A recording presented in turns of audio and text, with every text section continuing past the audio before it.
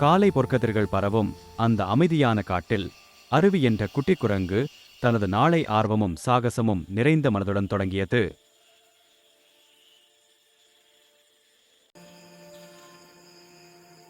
பசுமை சூழ்ந்த பாதையில் நடந்து சின்ன இலைகளுடன் விளையாடியும் ஒளியெழும் ஓடையை கண்டதும் அதில் நீந்தும் மீன்களை ஆச்சரியத்துடன் பார்த்தும் அன்பான பட்டாம்பூச்சியை தோழனாக ஏற்றும் அவன் பயணம் இனிமையால் நிரம்பியிருந்தது.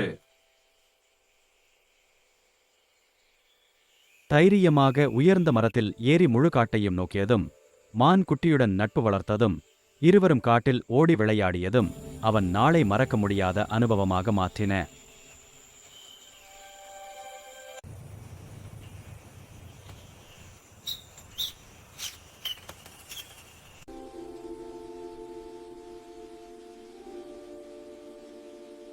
திடீரென பெய்த மழையில் பெரிய இலையின் கீழ் தஞ்சம் அடைந்த அவன் மழைக்கு பிறகு தோன்றிய வானவிலை கண்டு குழந்தை போல் மகிழ்ந்து ஆனந்தமடைந்தான்.